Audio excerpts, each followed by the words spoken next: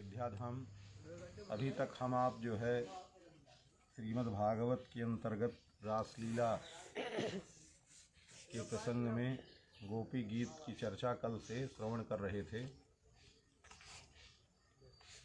पर आज हनुमान जी की जयंती है, तो हनुमत जयंती के पर्व पर ऐसे हनुमान जयंती कार्तिक कृष्ण पक्ष की चतुर्दशी को भी मनाते हैं और उधर चैत्र की पूर्णिमा को हनुमान जयंती ज़्यादातर भारतवर्ष में अधिक से अधिक चैत्र की पूर्णिमा को हनुमान जयंती का पर्व मनाया जाता है। पर हनुमानगढ़ी और अवध के क्षेत्र में ज़्यादातर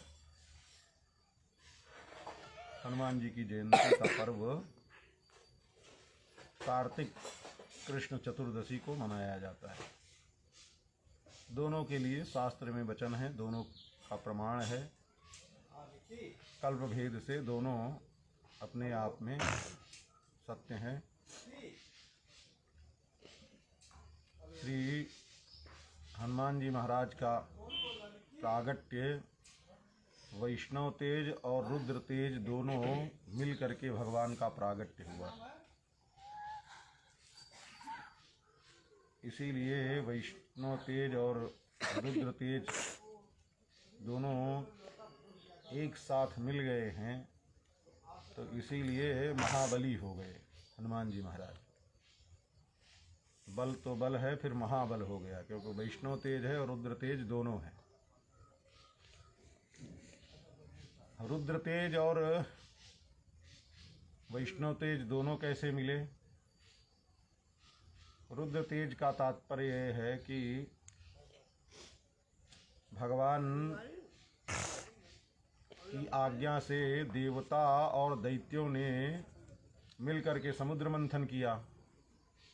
उस समुद्र मंथन में अनेक प्रकार के विषादि कामधेनु, चंद्रमा, अप्सराएं, सभी प्रकार के रत्न प्रकट हुए। 14 रत्न हैं, गिनने के लिए 14 हैं, वैसे तो बहुत रत्न हैं। धन्वंतरी जी प्रकट होते हैं, तो धन्वंतरी जी के हाथ में ही आयुर्वेद है, वो भी एक रत्न है। हर्र बहेरा आंवला है, वो भी रत्न है। धन्वंतरी जी स्वयं अपने आप में रत्न है ही हैं, और साथ में अमृत का कलश लिए हैं, तो वो रत्न ही है। पर प्रधान रूप से 14 रत्न समुद्र मंथन से प्रकट हुए। जब अमृत कलश प्रकट हुआ, धन्वंतरी जी ले करके अमृत कलश प्रकट हुए, तो दैत्यों ने विचार किया कि सबको सब तो मिल गया, देवताओं को कुछ नहीं मिला है, और ये है तो घड़ा, और हम सब दैत्य लोग जो हैं और देवता लोग दोनों मिलकर के संख्या की कमी नहीं है, असंख्य हैं। तो अब उस संख्या की सीमा से अधिक हैं, और इस घड़े से तो अगर घड़े से अगर थोड़ा थोड़ा भी बांटेंगे, एक बूंद बांटेंगे, तो ऐसे सैकड़ों घड़ों से भी पूरा होने वाला नहीं है। हम सब तो सोचे थे कि समुद्र मंथन होगा, तो समुद्र मंथन से जिस प्रकार से समुद्र है, उसी के अनुपात में अमृत भी प्रकट होगा, क्योंकि समुद्र का भी और छोर नहीं। भाई आप 5 किलो दही रखो मथने के लिए, तो मक्खन भी तो उसी हिसाब से निकलेगा ना। पर यहाँ तो अब समुद्र मंथन करने के बाद एक घड़े में प्रकट हुआ है अमृत। अब न्याय पूर्वक अगर लेने बैठेंगे तो पता नहीं किसको मिलेगा और किसको नहीं मिलेगा। और मंथन तो अमृत के लिए सब लोगों ने किया है, समुद्र मंथन तो अमृत के लिए ही किए हैं। वास्तव में समुद्र मंथन तो अमृत के लिए नहीं किया गया था। वास्तविकता ये थी कि दुर्वासा जी के शाप से लक्ष्मी जी समुद्र में समा गई थी। दुर्वासा जी के शाप प्रकट होते ही पूरे संसार की सारी शोभा, सारी श्री सब खत्म हो गई। स्वर्ग में सब नंग धड़ंग हो गए, किसी के पास न कपड़े न लत्ते, सब ऐसे, क्योंकि श्री शोभा सब खत्म हो गई, सारी संपत्ति सब खत्म हो गई, वृक्षों के पत्ते तक खत्म हो गए। तो ऐसी स्थिति में श्री जी को प्रकट करने के लिए गए सब देवता लोग, भगवान से प्रार्थना किए, प्रभु ये क्या स्थिति हो गई। तो भगवान ने कहा दुर्वासा जी का शाप प्रकट हुआ है, उसी शाप के कारण जब तक श्री जी लक्ष्मी जी की दृष्टि त्रिभुवन में पड़ती रहेगी तब तक तो श्री से हीन ये त्रिभुवन होगा नहीं। और इंद्र को दुर्वासा का शाप है, तो श्री जी शाप के कारण समुद्र में समा गई हैं। तब श्री जी को कैसे प्रकट किया जाए? बोले भैया समुद्र में समा गई हैं, अब श्री जी को फिर से मथा जाए, क्योंकि क्षीर सागर है। क्षीर मतलब दुग्ध का सागर है, दुग्ध के सागर का मंथन किया जाए तब श्री जी प्रकट होगी। मूल रूप से उद्देश्य तो श्री जी के प्रागट्य का था, पर भगवान ने कहा देखो देवता अकेले अगर चाहें मथना तो संभव नहीं है। समुद्र मथने के लिए देवता और दैत्य दोनों की सम्मिलित शक्ति लगे तब समुद्र का मंथन संभव है। तो देवताओं ने कहा महाराज दैत्य लोग काहे के लिए आएंगे? तो भगवान ने कहा कि उनसे ये मत कहो कि श्री जी को प्रकट करना है इसलिए जो है समुद्र मंथन करना है। दैत्यों से ये कहो कि भैया देखो हम दोनों कश्यप की ही संतान हैं, माँ भले भिन्न है पर बाप तो एक ही है। अब ठीक है स्वभाव के कारण संख्या हमारी बहुत है, स्वभाव के कारण मेल जोल नहीं होता है और कभी मारकाट भी होती है। मारकाट होती है तो आपस में जब मारकाट होगी तो कोई मरेगा कोई जिएगा, तो बहुत सी हानि हो जाती है, बहुत लोग मर जाते हैं। तो कितना हो खानदान तो एक है, बाप एक ही है, तो मरने के बाद जब क्रोध समाप्त होता है तो दुख तो दोनों को होता है क्योंकि पिता की एक ही संतान है। तो अब इस मृत्यु से बचने के लिए, और स्वभाव कभी छूटेगा नहीं, स्वभाव दुर्तिक्रम, तो ये युद्ध मारकाट बंद नहीं होगी। पर इस मरने से बचने के लिए भाई चोट लग जाए कुछ भी हो जाए फिर पुनः दोबारा ठीक हो जाए ये तो अच्छी बात है, लेकिन मरना ठीक नहीं है। तो उससे बचने के लिए समुद्र का मंथन करें, और समुद्र का मंथन जब होगा तो उसमें से अमृत प्रकट होगा। उस अमृत जब प्रकट होगा तो उस अमृत का पान देवता और दैत्य दोनों कर लेंगे तो फिर अमर हो जाएंगे।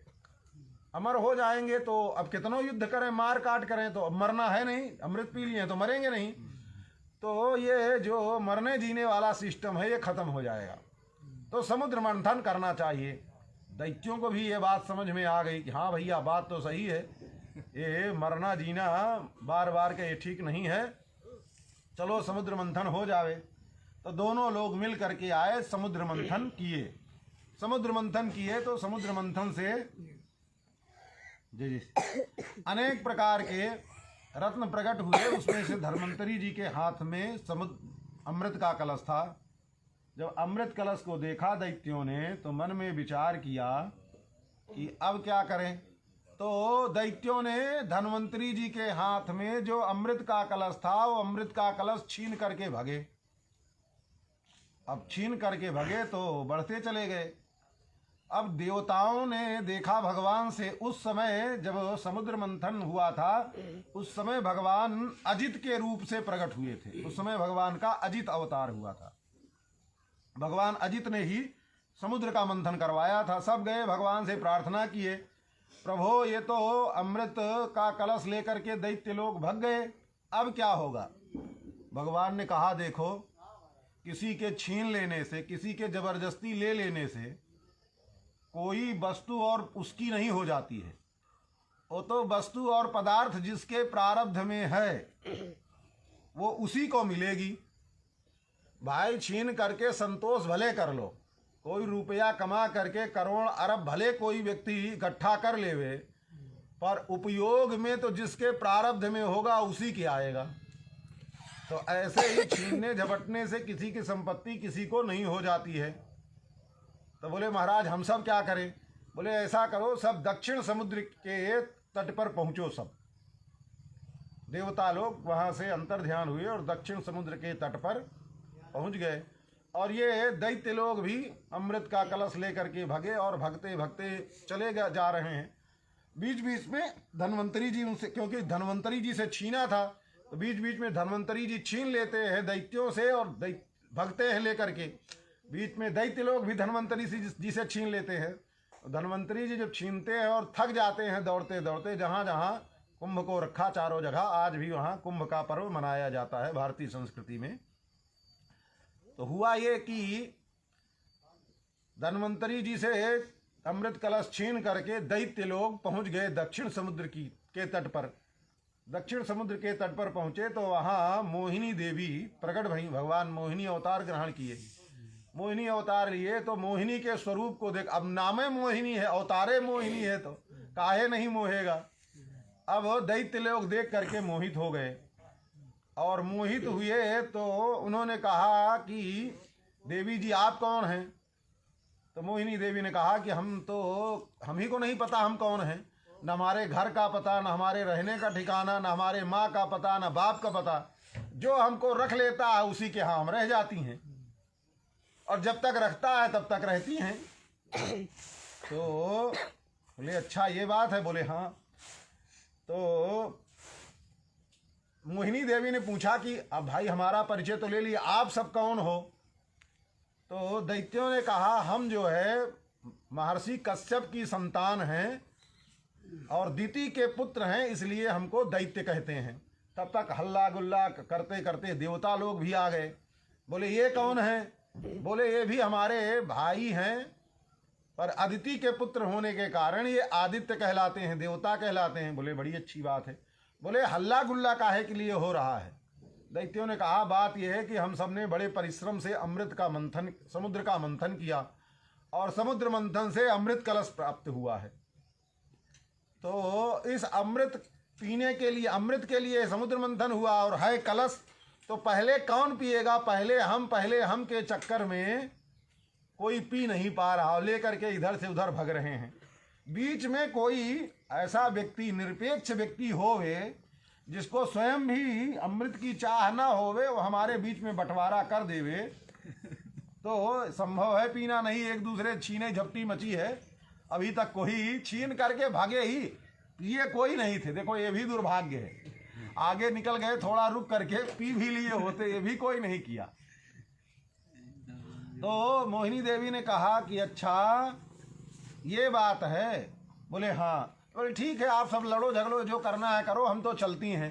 तो दैत्यों ने कहा नहीं नहीं नहीं रुको, आप ऐसा करो कि अब हम दोनों लोग तो पीने वाले हैं, आप ही हैं एक जो इस हमारे अमृत का बंटवारा कर सकती हैं।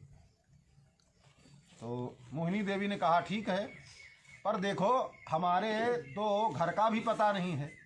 जिस स्त्री के घर का पता नहीं हो, रहन का पता नहीं हो, सहन का पता नहीं, जिसके माँ का पता नहीं, जिसके बाप का पता नहीं, और जिसको जो रख लेवे उसी के यहाँ रह जावे, जिसका कोई पता ठिकाना नहीं, उस पर सत्पुरुष लोग विश्वास नहीं करते हैं। और आप तो कश्यप की संतान हो, श्रेष्ठ ऋषि हैं, उनकी संतान हो करके हम जैसी स्वैरिणी स्त्री जो रोज रोज पति का वर्ण करती है, ऐसे स्त्री के ऊपर विश्वास कर रहे हो, ये उचित नहीं है। देखो जब किसी को विश्वास दिलाना होता है तो ऐसे कहा जाता है भैया हम पर विश्वास ना करो, हम ठीक आदमी नहीं है। तो सामने वाला कहेगा नहीं नहीं महाराज आप ही ठीक है सबसे ज्यादा। तो भगवान ने भी वही चाल चली। तो दैत्यों ने कहा नहीं नहीं देवी आप ही सबसे ज्यादा उपयुक्त हो, और हमको पूरा विश्वास है आप पर। बोले विश्वास काहे को है। अरे हमको किसी पर प्रेम आ गया देख करके, कोई हमको अच्छा लगा तो हम उसको 1 चम्मच के बजाय 2 चम्मच दे दिए, तो फिर बाद में तुम सब लड़ोगे झगड़ोगे। बोले नहीं नहीं हम सब, और ऐसे प्रेम भरी दृष्टि से देख रहे हैं कि जितने लोग हैं सबको लगता है कि हम ही से ज्यादा प्रेम कर रहे हैं, हम ही को ही ज्यादा 2 चम्मच 3 चम्मच हम ही को मिलने वाला है।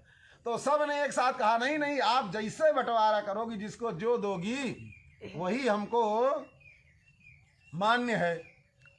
तो बोले ठीक है, जब इतनी जिद कर रहे हो तो ऐसा करो, देखो हम भाई भेद किसी से नहीं करती हैं, एक लाइन से देवता लोग बैठ जाओ और एक लाइन से दैत्य लोग बैठ जाओ, तो हम दोनों को अमृत पिलाएंगे। बोले ठीक है, बैठ गए एक लाइन में देवता लोग, एक तरफ दैत्य लोग। तो मोहिनी देवी ने देखा, चम्मच लिया, घड़ा लिया और नीचे ऊपर चला करके दैत्यों की तरफ देख करके कहा देखो ऊपर का जो पतला पतला है, ऊपर का जो पतला पतला है ये देवताओं को पहले पिला देते हैं, और जो नीचे का गाढ़ा गाढ़ा है वो तुम सबके लिए रखती हूँ। तो दैत्यों को समझ में आ गया, हाँ गाढ़ा गाढ़ा नीचे माल, भाई दाल बनाओ कुछ भी बनाओ तो गाढ़ा माल तो नीचे ही रहता है। अब जो खाए थे जीवन भर में दैत्य लोग वही जानते थे कि हाँ दाल वाल बनती है, दही वही भी होता है तो मट्ठा भी होता है तो नीचे जम जाता है, तो नीचे वाला माल गाढ़ा होता है। दैत्यों ने कहा हाँ हाँ ठीक है, पहले देवताओं को पिला दो और फिर बाद में हम सब। बोले ठीक है। अब मोहिनी नारायण ने सब देवताओं को अमृत पान करा दिया। फिर अब एक दैत्य को पता चला कि भैया लगता है कुछ गड़बड़ होने वाला है, तो सूर्य चंद्रमा के बीच में बैठ गया। फिर लीला तो बहुत लंबी चौड़ी है ये भी। तो उसी समय जो है चंद्रमा सूर्य को दे दिए अमृत पान करने के लिए।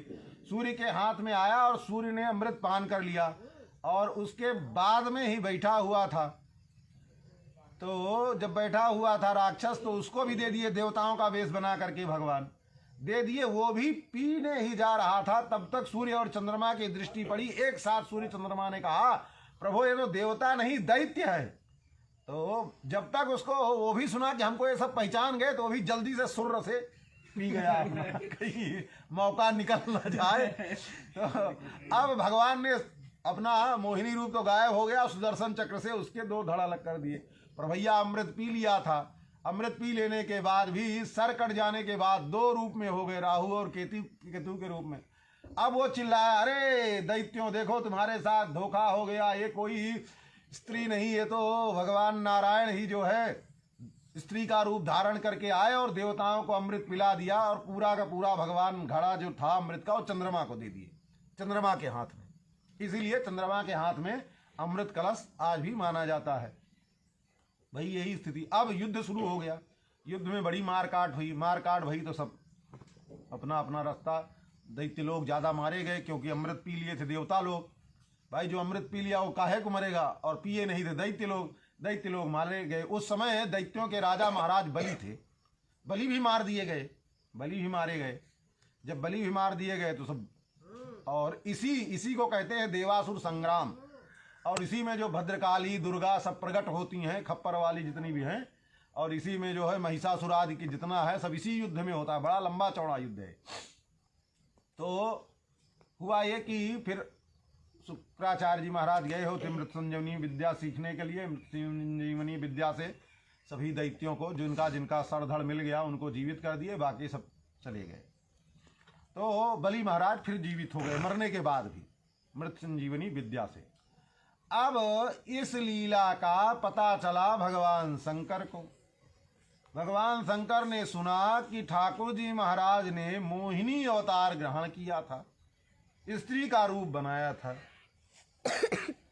तो भैया ठाकुर जी महाराज जब अवतार लेते हैं, रूप धारण करते हैं, तो वैसे ही संसार मोहित होता है। और ब्रजवासी लोग कहते हैं जो तुम लला होते लली तो गले कट जाते करोड़न के।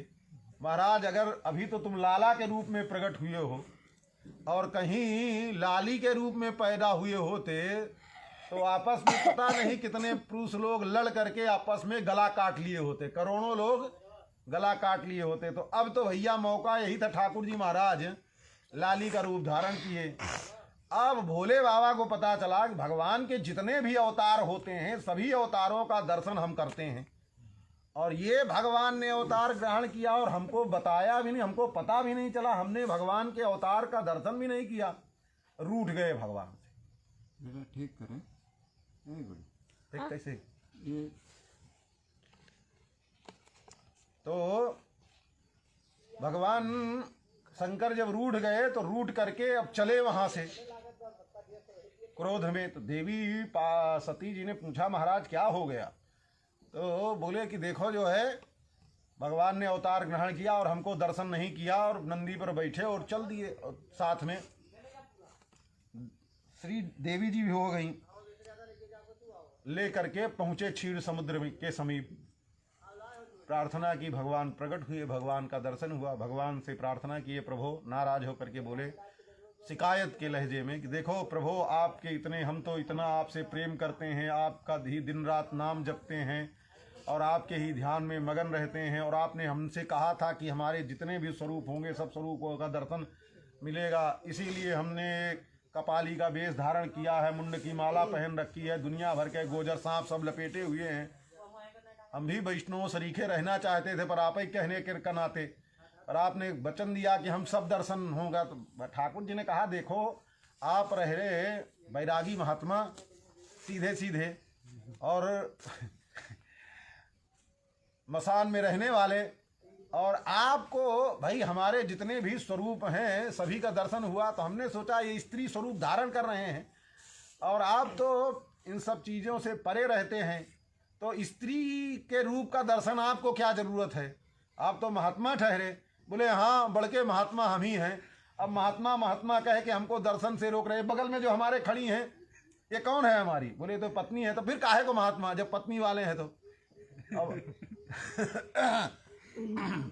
भोले बाबा ने कहा कि हमारी भी पत्नी है, तो हमको स्त्री का दर्शन करने में, आपने स्त्री स्वरूप धारण किया तो हमको दर्शन करने में कौन सा दोष लग रहा है?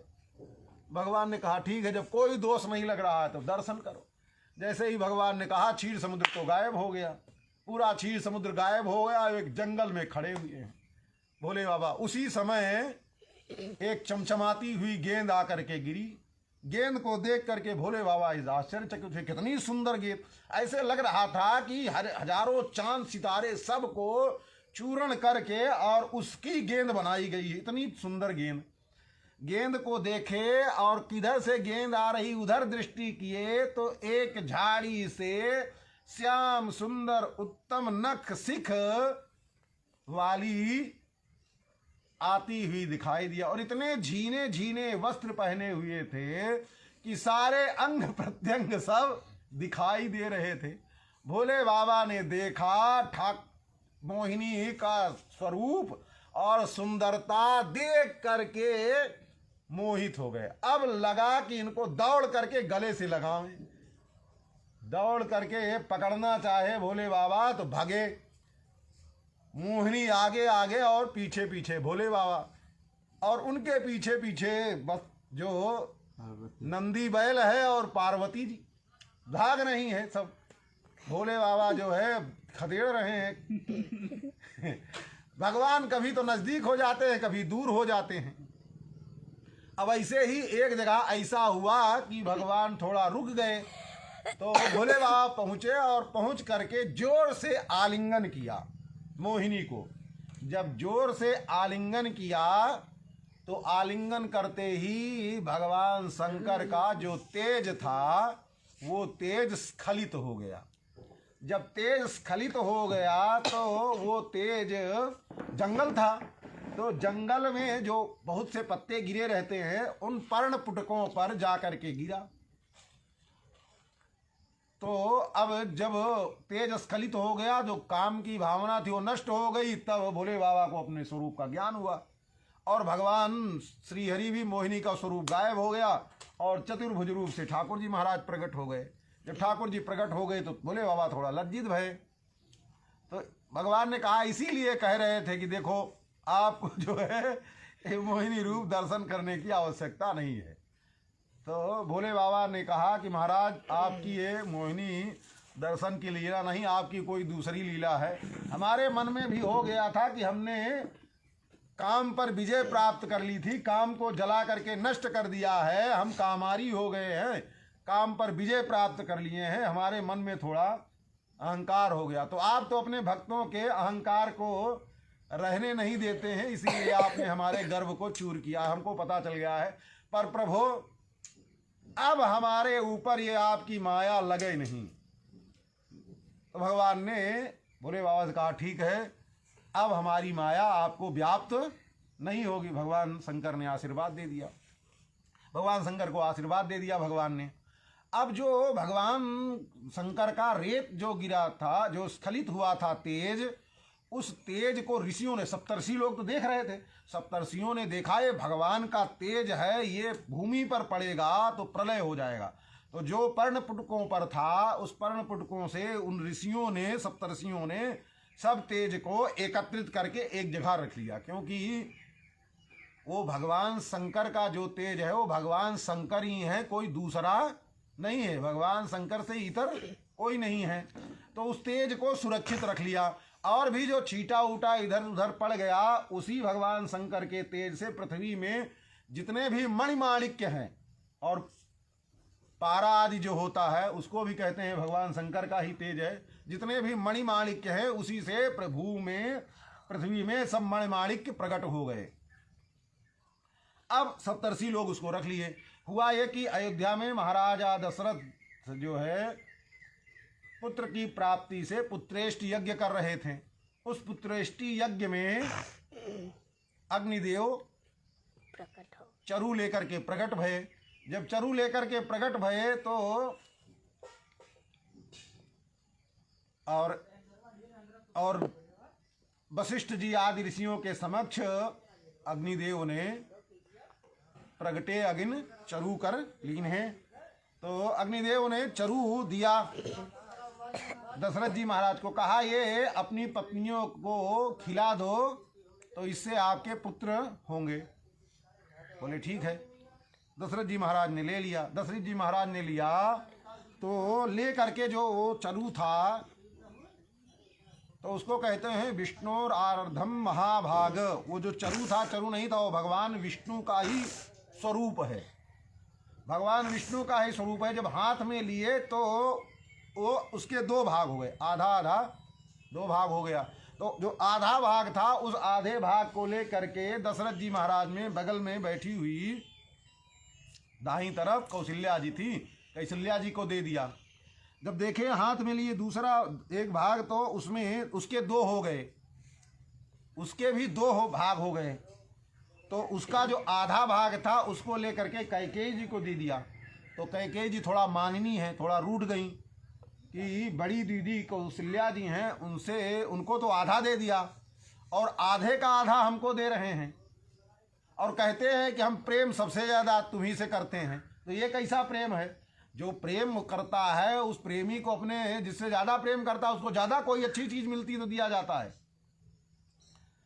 तब तक ये और कौशल्या जी ने लिया और ले करके उसको तुरंत भक्षण कर लिया, क्योंकि भगवान का प्रसाद है। प्रसाद का नियम है प्राप्ति मात्रेण भोक्तव्यम नात्रिकाल विचारिण।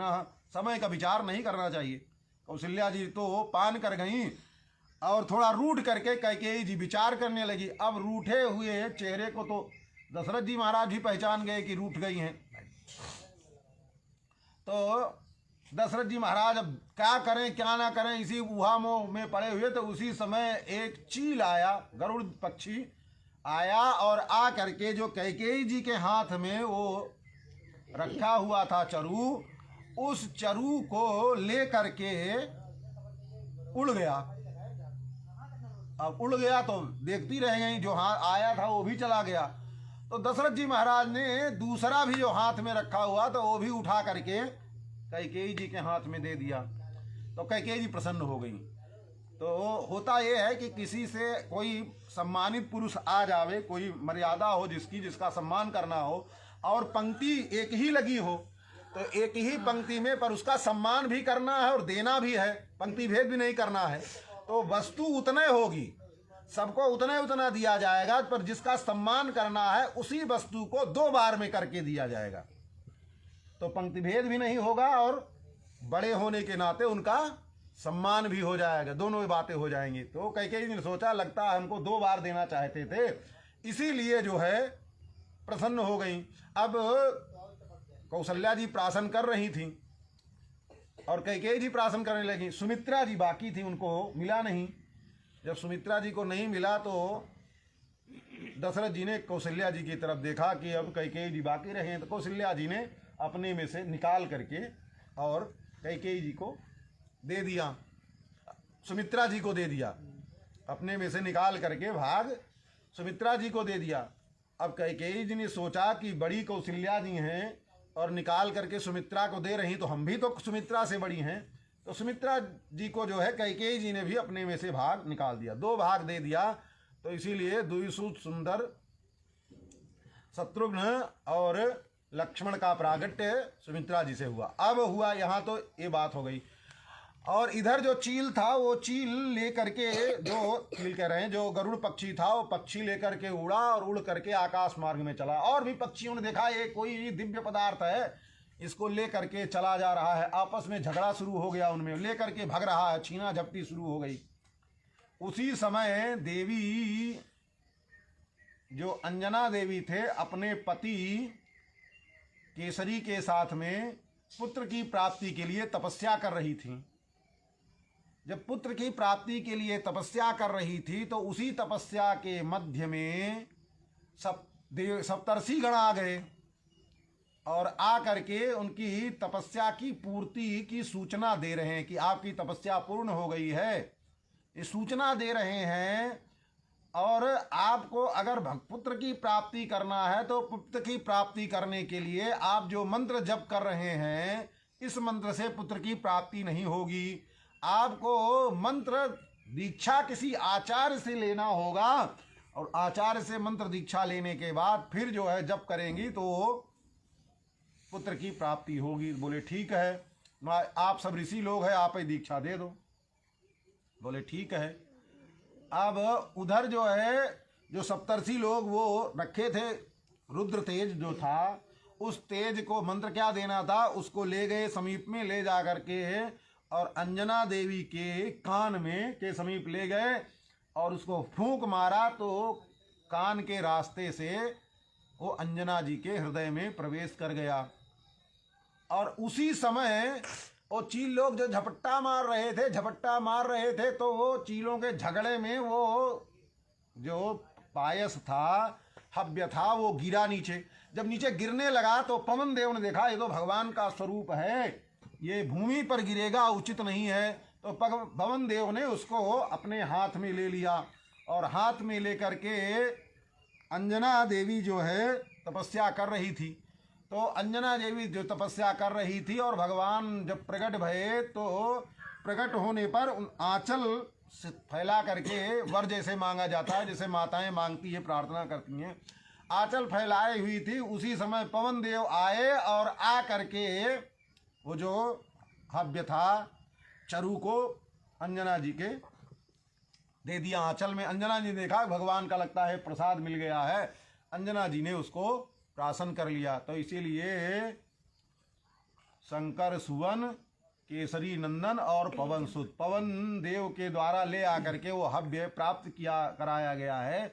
इसलिए पवन जी के भी पुत्र हैं और भगवान रुद्र का तेज मिला है, इसलिए रुद्र तेज होने के साथ शंकर सुवन है और केसरी नंदन तो हैं, केसरी अंजना जी के पति हैं, अंजना मैया के। तो इस प्रकार जब तीन तेज प्रकट हुए तो इन तीनों तेजों से भगवान के वैष्णव तेज, रुद्र तेज और पवन का तेज जो है उस सब तेज मिश्रित हो करके और फिर प्रकट हुए हनुमान जी महाराज।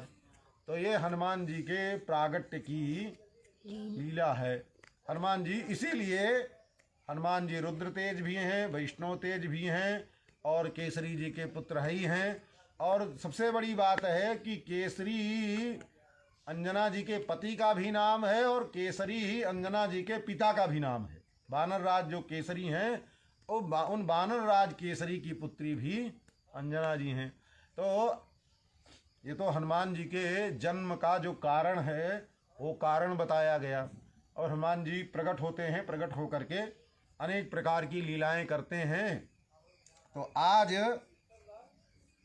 का जो दिन है वो हनुमान जी के प्रागट्य का दिन है। कालक्रम बीतता गया, मैया अंजना के गर्भ से हनुमान जी महाराज का प्रागट हुआ तो सब देवता लोग आए। पवन देव अति प्रसन्न हुए क्योंकि पवन देव के भी तेज से प्रकट हुए हैं और भी सब देवता दैत्य लोग सब मिल करके प्रसन्न हुए और प्रसन्न होकर के हनुमान जी महाराज का जन्मोत्सव मना रहे हैं। सब मना ही रहे हैं, हनुमानगढ़ी में भी मनाया जा रहा है, अपने यहाँ भी रात्रि में मनाया जाएगा। तो कहने का तात्पर्य ये है हनुमान जी महाराज इसीलिए महाबली हो गए। बलि तो सब होते ही हैं, इसीलिए हनुमान जी महाराज महाबली हो गए।